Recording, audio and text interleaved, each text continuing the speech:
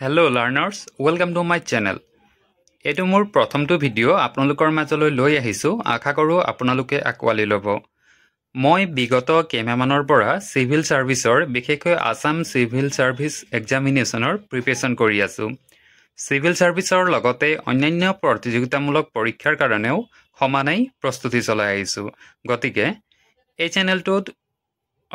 চেনেলটো খোলাৰ মোৰ মুখ্য উদ্দেশ্য হৈছে মোৰ এই ষ্টাডি জাৰ্নিটো আপোনালোকৰ লগত শ্বেয়াৰ কৰা।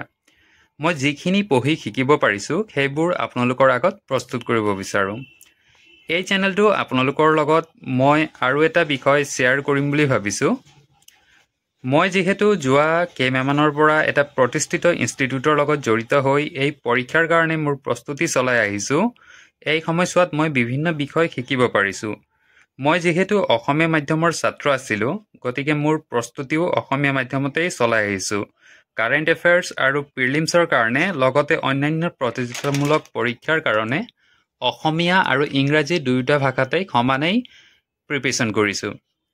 এই চেনেলটোত মই অন্য এটা বিষয়ৰ ওপৰত আপোনালোকৰ সুবিধাৰ বাবে মোৰ কিছুমান অভিজ্ঞতা শ্বেয়াৰ কৰিম বুলি ভাবিছো। APSC মেইনছৰ কাৰণে মই অসমীয়া মাধ্যমত নিজে লিখা এনসাৰ কপিসমূহ ইয়াত শ্বেয়াৰ কৰিম বুলি ভাবিছো।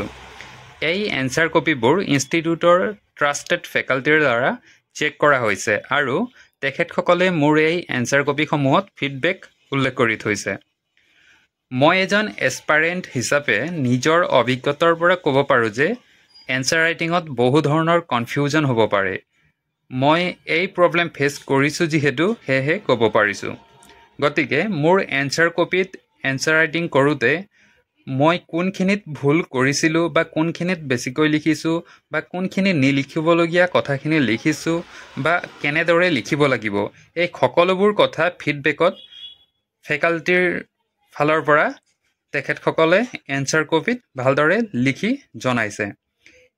মই এই সকলোবোৰ আপোনালোকৰ লগত শ্বেয়াৰ কৰিব বিচাৰোঁ যাতে আপোনালোকৰো হেল্প হওক।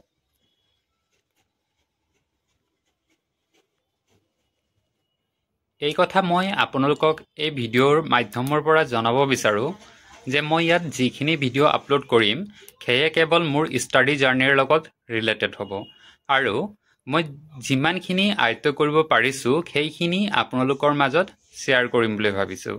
মই ইয়াত কোনো ধৰণৰ প্ৰফেশ্যনেল এডভাইচ দিব বিচৰা নাই অথবা আপোনালোকেও তেনেদৰে ভাবি নল'ব। যিহেতু মই এজন এছপাৰেণ্ট, ঠিক একেদৰে আপুনিও এজন এছপাৰেণ্ট অথবা লাৰ্নাৰ্ছ হ'ব পাৰে। গতিকে মই মোৰ জ্ঞানখিনি শ্বেয়াৰহে কৰিম বুলি ভাবিছোঁ, এডভাইচ হিচাপে নহয়। লাৰ্নাৰ্ছ, এইখন হৈছে আপোনালোকে যি ভিডিঅ'ত দেখি আছে, এইখন হৈছে মোৰ পঢ়া টেবুল। মই ইয়াতে পঢ়োঁ। ইয়াত চকী এখন আছে, চকীত বহি মই ইয়াতে পঢ়োঁ আৰু মাজে সময়ে মই লাইব্ৰেৰীলৈ যাওঁ, লাইব্ৰেৰীতো মই পঢ়োঁ। আছামিজ মিডিয়ামৰ ক্লাছ 6ৰ পৰা 12লৈকে যিখিনি ষ্টেট বৰ্ডৰ কিতাপ আছিলে ফাউণ্ডেশ্যনৰ কাৰণে মই সেইখিনি পঢ়ি লৈছিলোঁ। লগতে মই এতিয়া ইনষ্টিটিউশ্যনৰ নোটছসমূহ পঢ়ি আছোঁ। প্ৰিলিমছৰ কাৰণে মোৰ ওচৰত ইংৰাজী নোটছো উপলব্ধ আছে। ইনষ্টিটিউশ্যনৰ ফালৰ পৰাও প্ৰিলিমছৰ কাৰণে কেৱল ইংৰাজীতেই নোটছ প্ৰভাইড কৰিছিলে।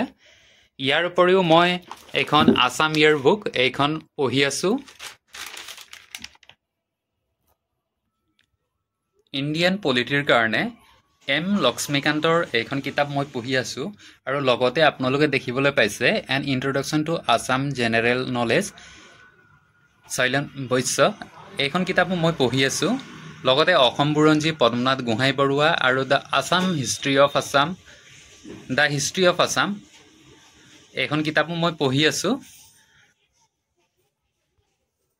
এইখিনি আপোনালোকে যি দেখিবলৈ পাইছে ইয়াত নোটছ দিয়া হৈছে ইনষ্টিটিউটৰ ফালৰ পৰা দিয়া হৈছে, ক্ষমা কৰিব, ইনষ্টিটিউটৰ ফালৰ পৰা দিয়া হৈছে আৰু এই নোটছসমূহ মই পঢ়ি আছোঁ।